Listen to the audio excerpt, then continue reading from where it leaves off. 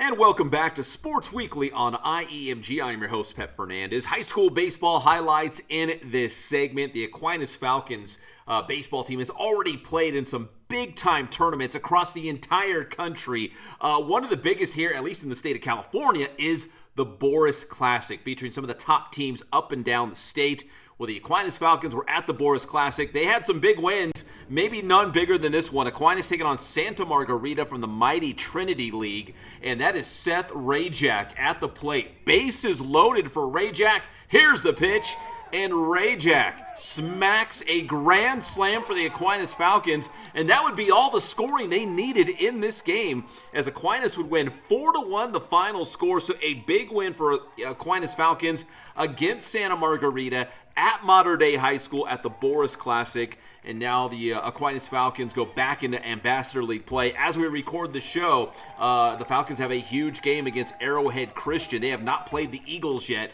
and it looks like the Eagles will be their toughest challenger for that Ambassador League title. But that was a big win at the Boris Classic. In fact, Aquinas got down to the Final Four, the semifinals, almost made it to that championship game at the Boris Classic. All right, now moving on, Arroyo Valley taking on Notre Dame in Skyline League play. Dennis Dufour and the Hawks trying to get their first league win of the season. This is a young squad, but they're really coming along, just trying to get some wins to show for it. Taking on Notre Dame in this one, Brandon Sanchez knocks home Daniel Hernandez here for the Titans. They would have a big inning in this one. Arroyo Valley on the bump, they would send Miguel Acosta, swing and a miss there for a strikeout. That was a nice highlight there for Arroyo Valley, but that Notre Dame offense, man, they had the bats going in this one. Riley Mitchell this time hammers a single up the middle. Jacob Olivier and Brandon Sanchez cross the plate for the Titans, so a couple more runs here for Notre Dame, a 3-run inning so far.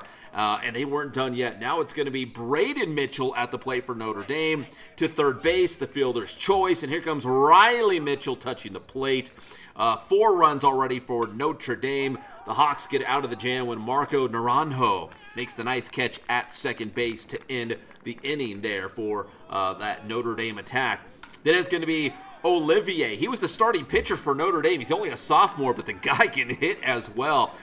Almost hit that one out of the ballpark. In fact, it's going to be a double for Olivier. So here come the Titans again, ramping up that offense. But this time, Carlos Perez, the catcher for the Hawks.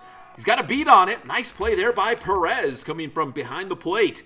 And then Olivier on the bump, shutting things down. The lefty, in fact, Coach Dufour said he's one of the top pitchers, if not the top pitcher, in the Skyline League this season. He's got some good stuff. Now it's Notre Dame again. It's going to be Ted Virgil laying down the bunt. Mitchell scores for the Titans, and here comes a couple more runs as Daniel Hernandez knocks home Chris Hernandez and Braden Mitchell for Notre Dame. So 2 more runs there. Arroyo Valley, now it's going to be Nick Coronado on the bump. Big strikeout there. He gets Olivier. That was a big strikeout there for Arroyo Valley, but they just could not get the bats going against Notre Dame in this one, as Notre Dame defeats Arroyo Valley. Final score of 9-0. So Coach Dufour and the Hawks, again, very young, but they got some talent. They're doing some good things, but still trying to get that first league win of the season. So I know they got some strong seniors, but they've got a lot of young players building that foundation for years to come at Arroyo Valley. All right, now let's move on to Rim of the World and San Gorgonio San Andreas League play. It's going to be Jackson Barkley in the 4th inning, knocking home Tim Moreno and James Macias.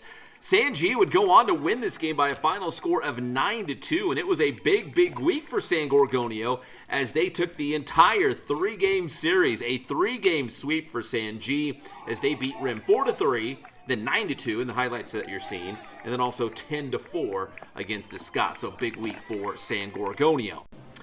And we're headed back out to the County Clash this Saturday, the home of the Inland Empire 66ers at San Manuel Stadium. Beaumont and Cajon in Citrus Belt League play.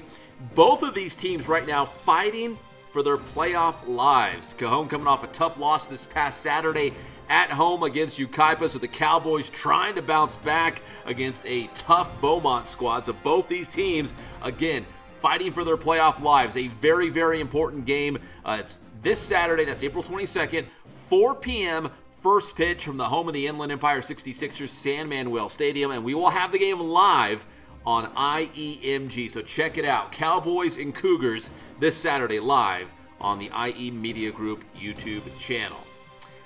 All right, when we come back here on Sports Weekly on IEMG, we got some big-time college baseball highlights. Cal State San Bernardino was one of the top teams in the entire country in Division II. They were taking on Cal State Monterey Bay, plus big basketball news, not only at CSUSB, but also at SBVC. We'll talk about that when we come back here on Sports Weekly on IEMG.